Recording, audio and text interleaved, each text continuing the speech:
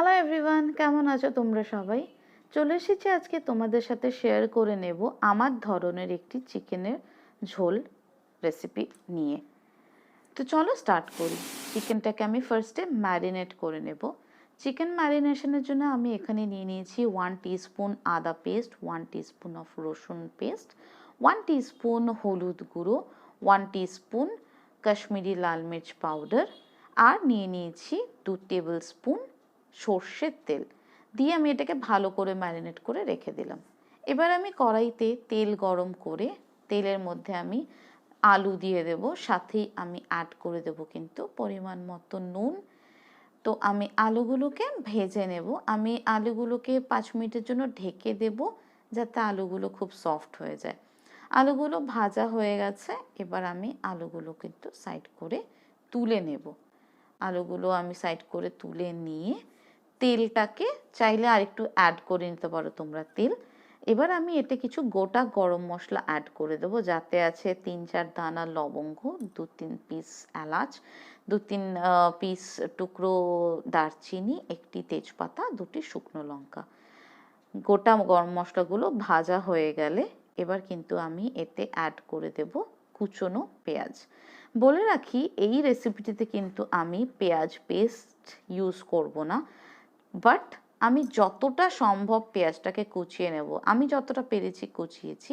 তোমরা যদি কেউ এর থেকেও মিহি কোচাতে পারো পেঁয়াজটাকে তাহলে কিন্তু খুবই ভালো, কারণ পেঁয়াজটা তুমি যত কোচাবে রেসিপিটিতে কিন্তু তত টেস্ট বাড়বে। এবার আমি এতে অ্যাড করে দিয়েছি একটুখানি নুন, দিয়ে আমি এটাকে আরও কিছুক্ষণ ভেজে নিলাম। এবার আমি এতে অ্যাড করে দিলাম 1 টিস্পুন অফ আদা রসুন পেস্ট, 1 টিস্পুন অফ হলুদ গুঁড়ো, আর 1 teaspoon of red chilli powder. তোমরা ঝালটা তোমাদের পরিমাণ মতো অ্যাড করবে। মশলাগুলোকে অ্যাড করে নিয়ে আমি ভালো করে ভেজে নিলাম।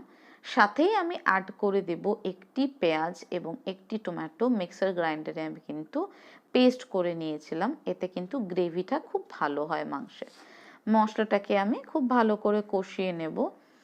এবার আমি যখন দেখবো এটাতে তেল ছেড়ে যাচ্ছে তখন কিন্তু আমি মশলাটার মধ্যে চিকেনগুলোকে অ্যাড করে দিলাম।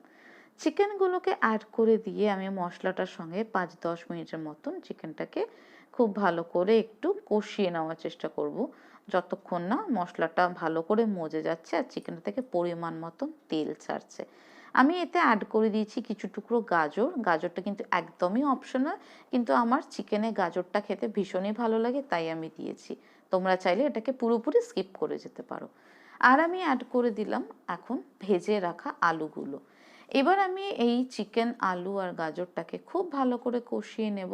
তোমরা দেখতেই পাচ্ছ মশলাটা কত সুন্দর কষে গেছে, পুরো তেল ছেড়ে গেছে মশলাটা থেকে, আর দারুণ একটা কালার চলে এসছে কিন্তু চিকেনটাতে। তো আমি এবার এটাকে আরেকটু 2 মিনিটের মতো নেড়ে আমি কিন্তু এতে পরিমাণ মতো জল অ্যাড করে দেব।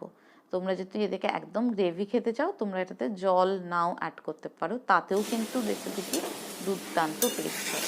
কিন্তু যেহেতু আমার এটা একটা রাইসের আইটেম বানাচ্ছি তাই আমি এটাতে পরিমাণ মতন জল অ্যাড করে দিলাম। দিয়ে চিকেনটাকে আমি ফুটতে দিলাম। দেখো আমার আলুগুলো নরম হয়ে গেছে।